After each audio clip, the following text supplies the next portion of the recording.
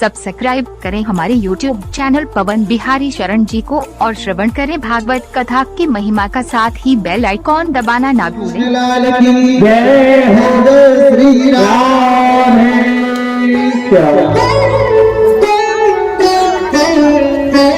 अब बताइए कितने आनंद की अनुभूति है। जब श्रवण करने में इतना आनंद आ रहा है तो वास्तव में मैया को जो आनंद मिलता होगा वो कितना बेशुमार आनंद होगा। कन्हैया कहते हैं मैया री मोय माखन भावे, जो मेवा पकवान देत कुसो नहीं रुचि आवे। ब्रज युवती एक आगे ठाड़ी सुनत श्याम की बात, गोपी में खड़ी होकर सुन रही थी। मन मन कहते कबहू अपने घर में देते माखन खात, ये बैठे जाहे मथनिया के ढिंग तब हो रहो छिपानी। सूर श्याम प्रभु अंतर्यामी, ग्वालिन मन की जानी। भगवान उस ग्वालिनी के मन की बात जान गए। ये गोपियां चाहती हैं मैं भी इनके घर जाऊं और जैसी लीला यहाँ कर रहा हूँ वैसा कुछ नटखट बना वहां भी करूं। बोले लाल कृष्ण लाल की।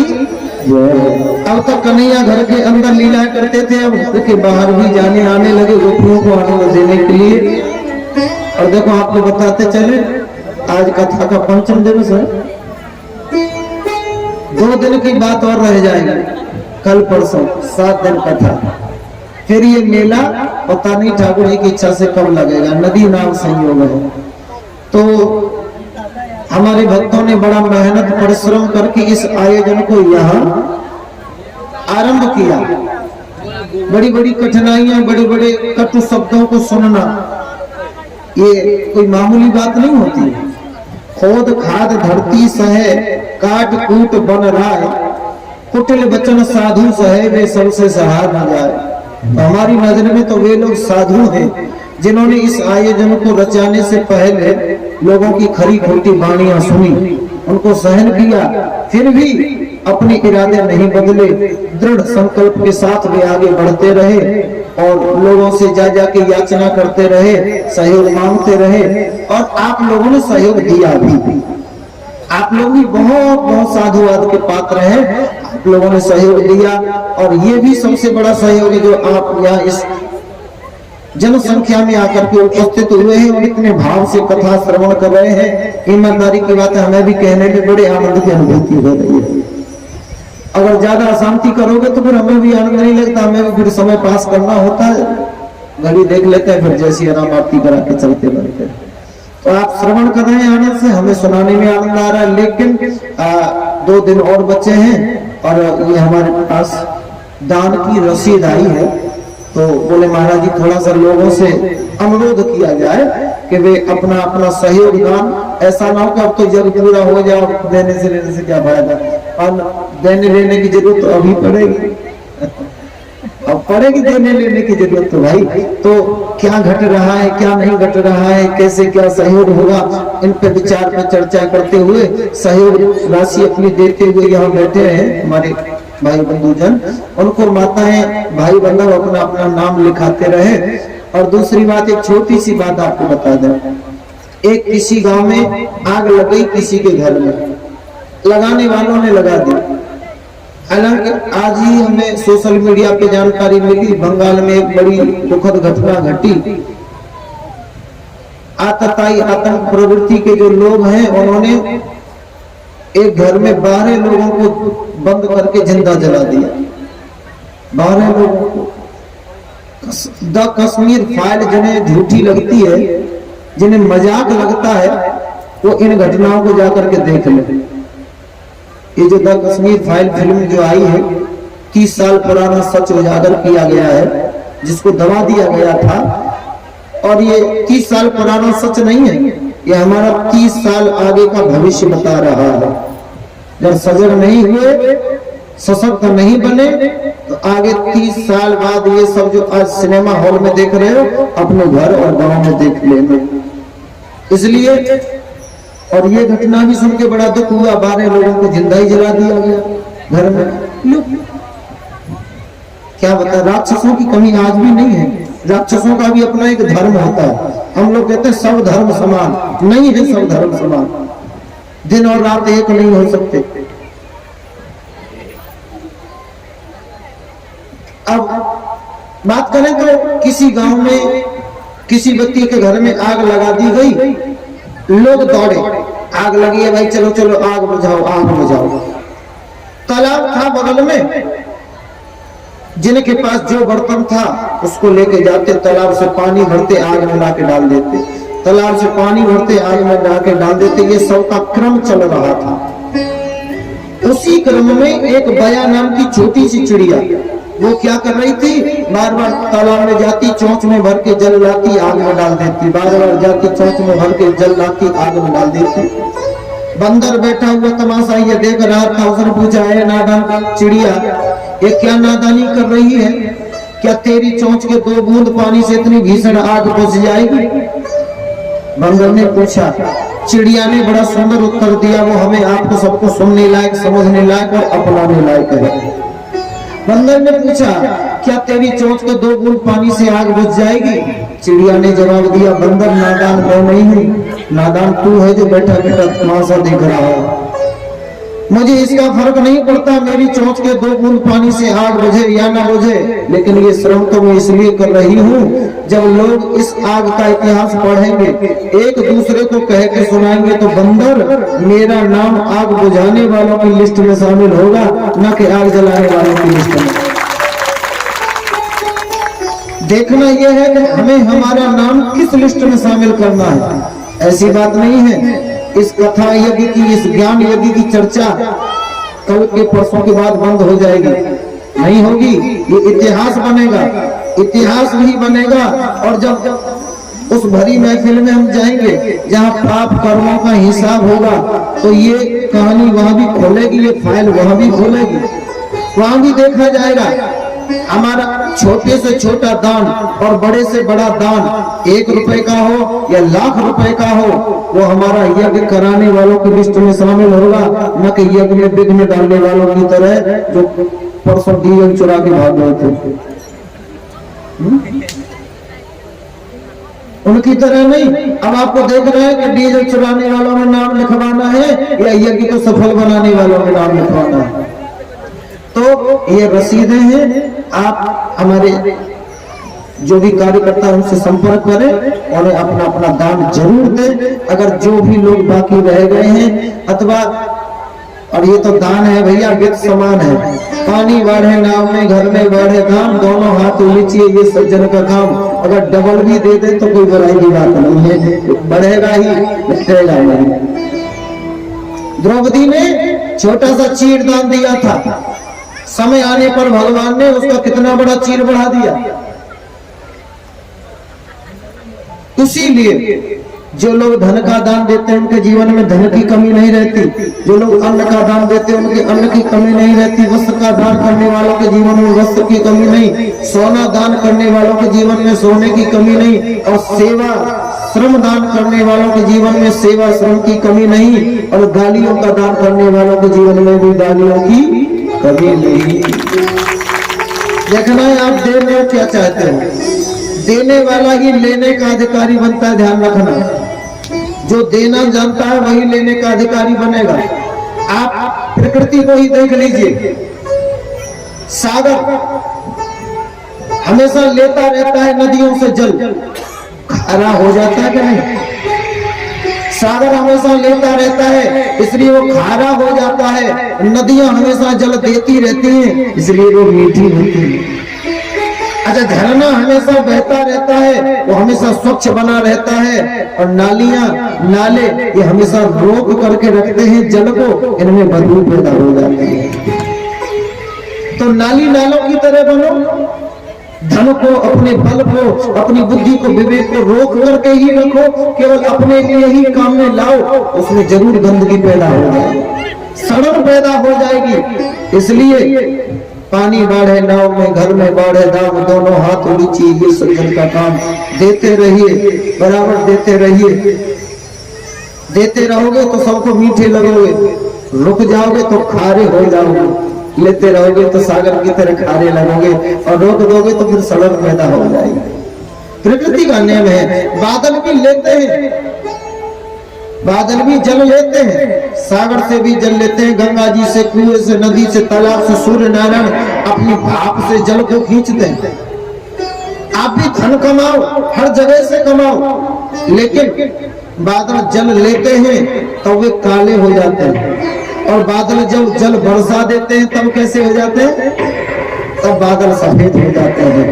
हम जब तक लेते रहेंगे हम भी काले हो जाएंगे, और जब देने के बाद में समाज में जहां जरूरत पड़े उसको बरसा दो तो हम ही सफेद हो जाएंगे। इसलिए नीति से कमाओ और रीति से खाओ और समाज में उसे प्रीति से लुटाओ, यही जीवन का सार है। कर भला तो हो भला, ठाकुर जी का कार्य है, किसी एक व्यक्ति का कार्य नहीं। जब हम ठाकुर जी के काम में आएंगे तो भगवान एक दिन हमारे काम आएंगे। नरसिंह भगत की जाकर के हुंडी बरसा करके उसका भात भरा था, द्रौपदी का समय पर चीर बढ़ाया था, सबकी रक्षा समय समय पर करी, लेकिन पहले हम भगवान के बने, उसके बाद भगवान अपने आप करेंगे। बोली मत्वत्सल भगवान की जय। समझदारों को इशारे काफी है, ना समझो को एक पूरी किताब भी थोड़ी है, अब ज्यादा करेंगे और फिर भगवान की चर्चा करेंगे। विषय कहाँ चल रहा था भगवान की कथाओं का? अब तक भगवान घर के अंदर क्रीड़ा कर रहे थे और घर के बाहर जाने लगे। बाहर गए तो छोटे छोटे बालकों से मुलाकात हुई, साथ के सखा मिले, सोवल तोष मधुमंगल श्री रामा जरा झपटुआ रहना पैदा सब। भगवान ने पूछा ये सूखे सूखे 1.5 हड्डी के क्यों हो, खाने को नहीं मिलता है क्या? बालक बोले भैया घर में कमी तो नहीं है, लेकिन भैया खाने नहीं देती, जो भी दूध दही माखन हो जाता है निकाल के मथुरा बेच आती है। कन्हैया बोले ये तो सरासर अन्याय है, गाय चराने के लिए हम मथुरा के ग्वाला, दूध दही खाने के लिए मथुरा के लाला, अन्याय है, इसके खिलाफ आंदोलन छेड़ना पड़ेगा। राजी से नहीं देती है तो अपने हाथ लेके खा लिया करो, खाने पीने की वस्तु की चोरी नहीं मानी जाती, ले लिया करो, हमारा हक है। आज पहली बार जाकर के सब बालकों ने अपने अपने घरों में चोरी करी। दूसरे दिन फिर मीटिंग हुई, भगवान ने हाल पूछा, ब्रजवासी बालक बोले क्या बतावे भैया, जीवन में पहली बार चोरी करी, भैया ने पकड़ लिए। एक बोला भैया ने पकड़ लिए, एक बोला पिताजी ने पकड़ लिए, क्या हुआ? बालक बोले हुआ क्या, ऐसी चौकी मार पड़ी कि छठी तक के दूध की याद आ गई, कमर सूझ गई, हमारे बस की बात नहीं है ये चोरी करना। कन्हैया बोले देखो पेट में से सीखे हैं, कोई नहीं आता, सब यहीं आके सीखते हैं, तुमसे नहीं आता तो हम कह लिए हैं, सिखाएंगे।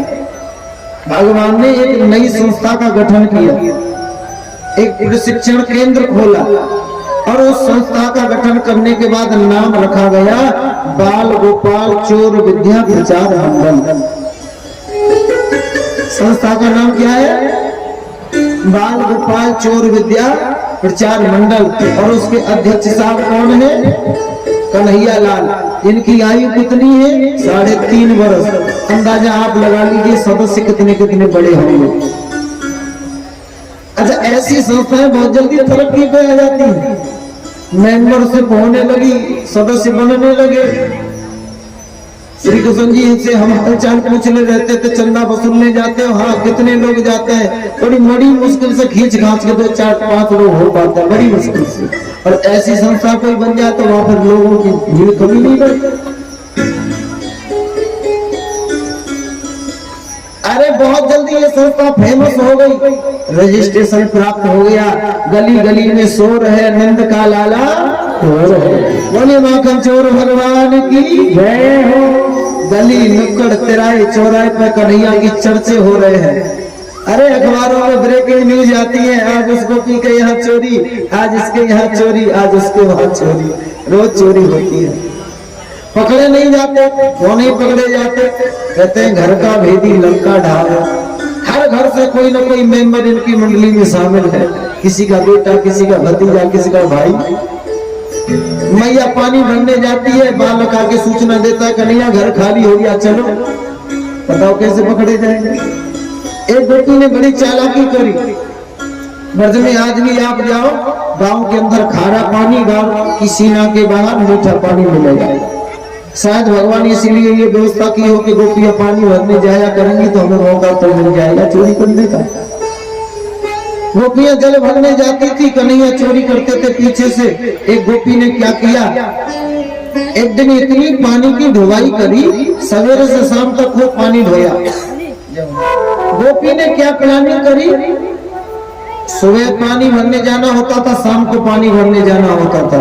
गोपी ने सवेरे 2-4 बार आवागमन कर लिया, शाम की छुट्टी कर डाली। प्लान किया आज शाम को जल भरने नहीं जाना है, कन्हैया को पकड़ के दिखाना है। रस्सी बाल्टियां छिपा के रख दी, किवाड़ थोड़ा सा खुले छोड़ दिए, छिप के बैठ गई, इंतजार कर रही थी। कन्हैया संयोग बस वहीं से निकले। चोर को मौका मिलता तो ट्राई जरूर करता है वो।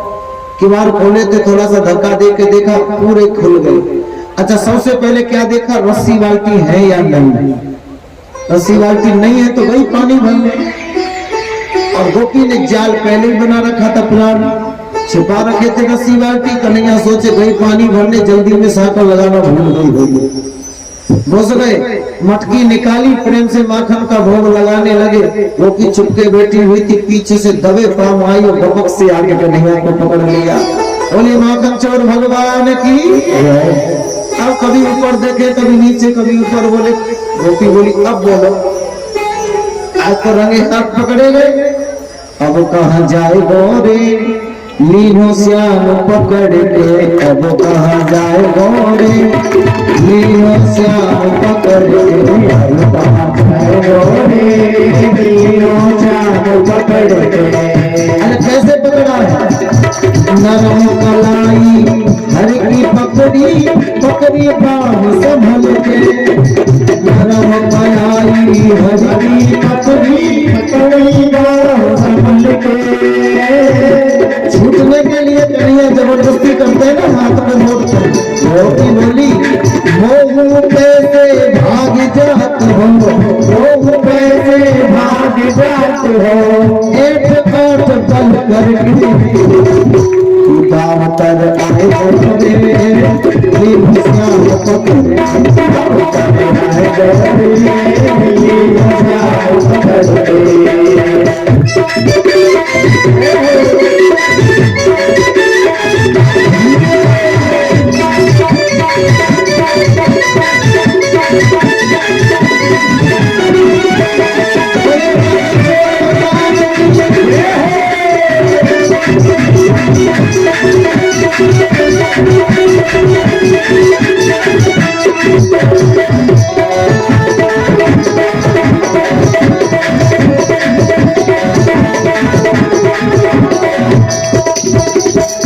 कन्हैया बोले, गोपी बोली सुनो, तुम्हारे कारण हमें रोज गालियां सुनने को मिलती है, ताने खाने पड़ते हैं। काहे के ताने? बोले दूध दही माखन मिश्री का आप खा जाते हो, झूठा नाम हमारा लगता है। सासू ननदें कहती है जिस दिन से ये बहू घर में आई है, दूध की मलाई का तो पता ही नहीं चलता, वहाँ जगी जाता।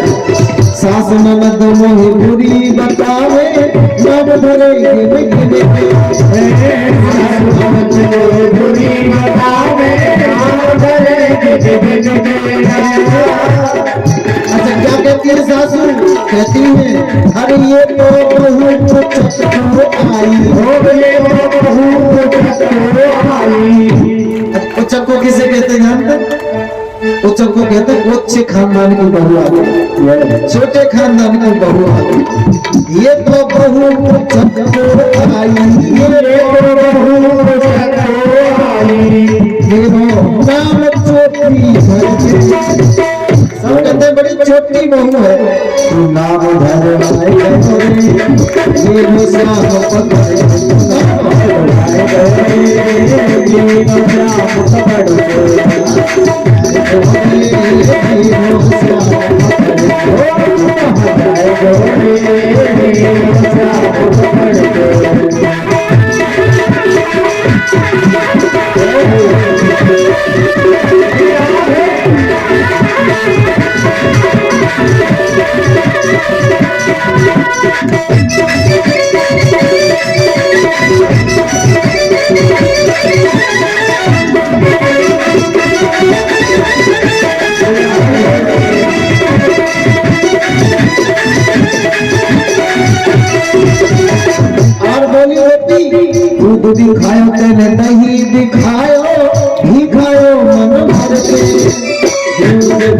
दही दिखाओ मन भर के मोह देख सुभवन बैठो मोह देख सुभवन बैठो मोह देख भवन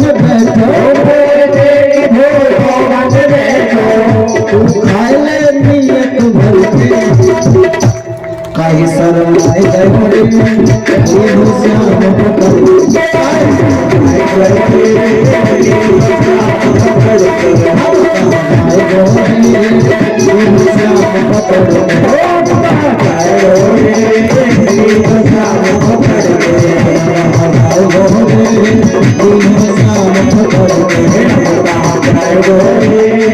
ये श्याम पकड़ बोले माखन चोर भगवान की जय हो।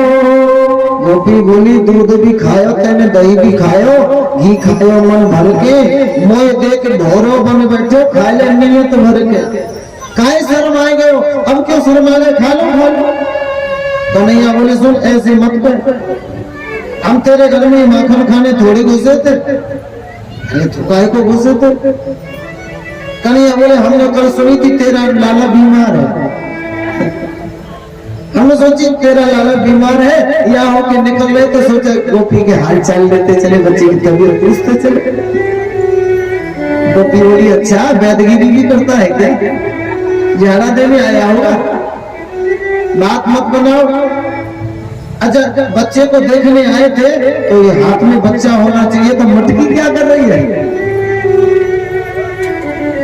कन्हैया बोले मैंने आके देखा तेरी मटकी में बड़ी चेंटी पड़ी हुई थी मैंने सोचा गोपी बेचारी बड़ी परेशान रहती है सास ननद भी उसे परेशान करती होंगी काम का लोड ज्यादा है हम क्या करें चलो जब तक गोपी नहीं आई है तब तक हम उसकी चेंटियां बीन दो कुछ काम में हाथ बता दो हमने तेरी चेंटी बीनी थी तेरे इंतजार में बैठे थे हमने माखन नहीं खाया गोपी बोली अच्छा खाया नहीं खाया चलो मान लेते हैं आपकी बात आपने हाथों से चेटी बीनी लेकिन ये मुंह पे माखन जो लगा हुआ है इसे क्या चेटा बीन रहे थे मुंह पे माखन कैसे लग गया कन्हैया बोले राम राम अच्छा एक झूठ को छुपाने के लिए और भी झूठ बोलने पड़ते बोले खाया बिल्कुल नहीं है फिर मुंह पे कैसे लगा कन्हैया बोले जब मैं तेरी चेटी बीन रहा था ना एक चेटी हाथ में होकर चढ़ी आई और मुंह पे आके काट गई मीठी मीठी चली ठंडी ठंडी चली बिहार मीठी मीठी मच्छी खुजार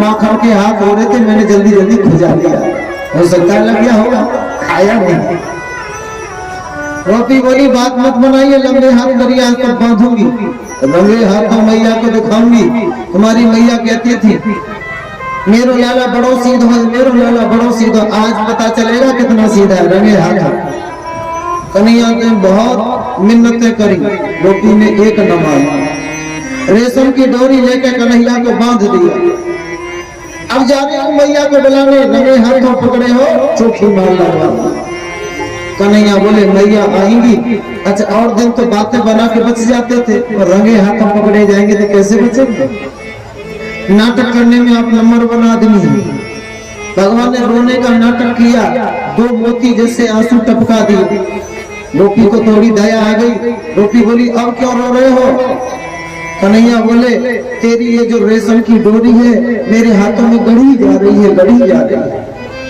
बड़ा दर्द हो रहा गोपी को दया आ गई बच्चा के साथ मैंने ज्यादा कस के बांध दिया क्या चाहते हो कन्हैया बोले कि ये रस्सी थोड़ी ढीली कर अब ढीली करने के लिए तो गांठ दोबारा खोलनी पड़ेगी गोपी ने जो गांठ रस्सी की खोली छोटे छोटे हाथ थे माखन में सने हुए चिकने थे रस्सी थी रेशम की तो एक झटका दिया कन्हैया ने और हाथ चढ़ा के भाग गए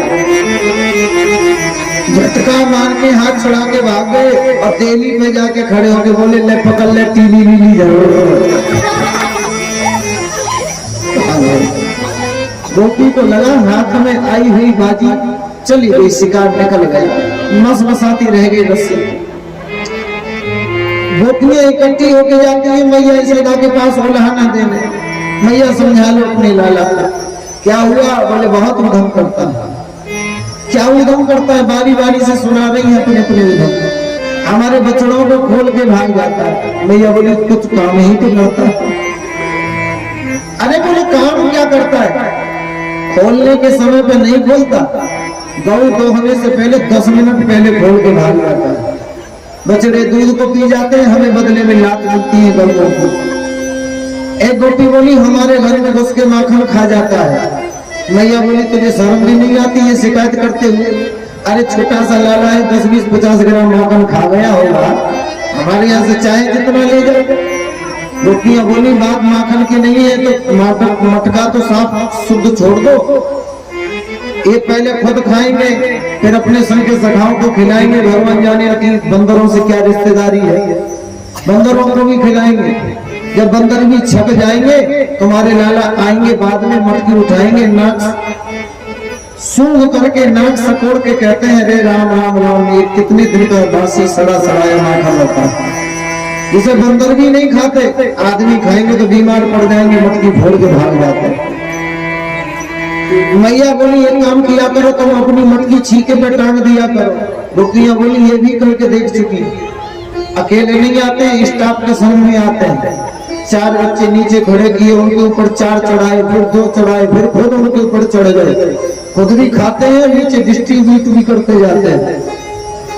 मैया बोली तो एक काम किया करो, अपने अपने मटकियों को अंधेरी कोठरी में छिपा के रख दिया करो, ये अंधेरे में नहीं जाता, इसे हवा से बहुत डर लगता है।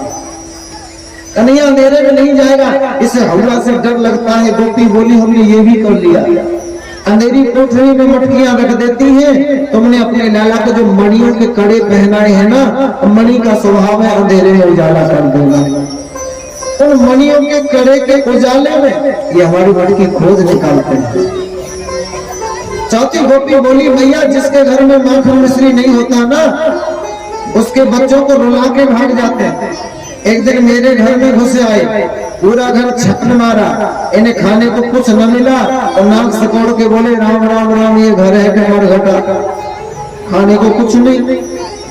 एक कोठरी में घुस गए, वहां मेरी बेटी, छोटी सी बेटी खटिया पे सोई हुई थी। क्या किया, उस छोटी बेटी की चुटिया खटिया की पटिया से बांध दी, बेटी की चोटी खाट की पाटी से बांध दी और कान में बोले सखी हुआ। अब हुआ का नाम सुन के वो बेटी जगी तो उसकी चोटी खींचने लगी, अब वो रोई और चीखने लगी, अरे भैया दौड़ के आना, मुझे तो हुआ ने पकड़ लिया।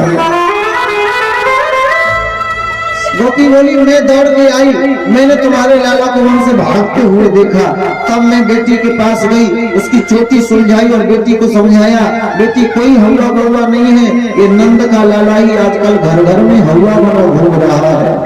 बोले नंद के लाला की, अरे धस गयो री, मेरे घर में माखन छोड़ के धस गयो री, घर में माखन छोड़ के धस गयो री, घर में माखन छोड़ के धस गयो री, घर में माखन छोड़ के धस गयो री, घर में माखन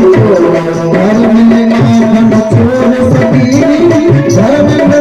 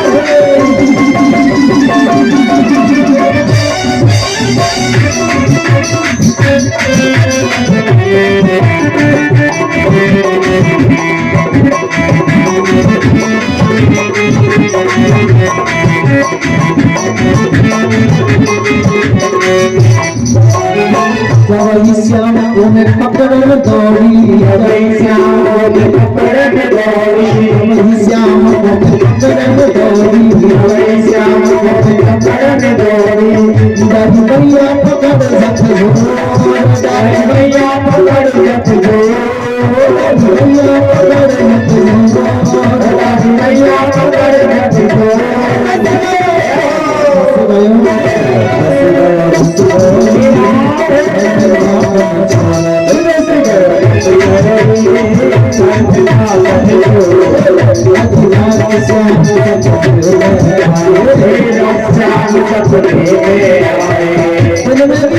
सपने में भी यही देखते हैं, हम सपने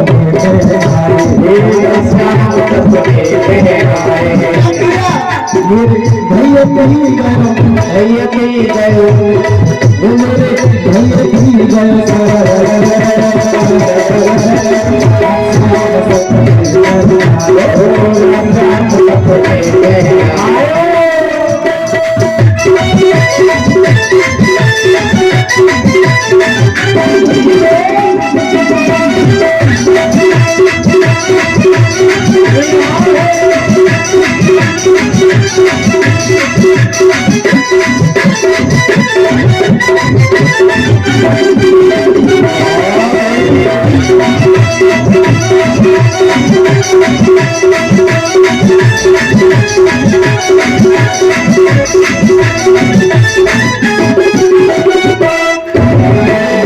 श्याम ने खिड़की खोली, श्याम ने खिड़की खोली, श्याम ने खिड़की खोली, श्याम ने खिड़की खोली, खिड़की कर गई, खिड़की कर गई, आज मेरी खिड़की कर गई।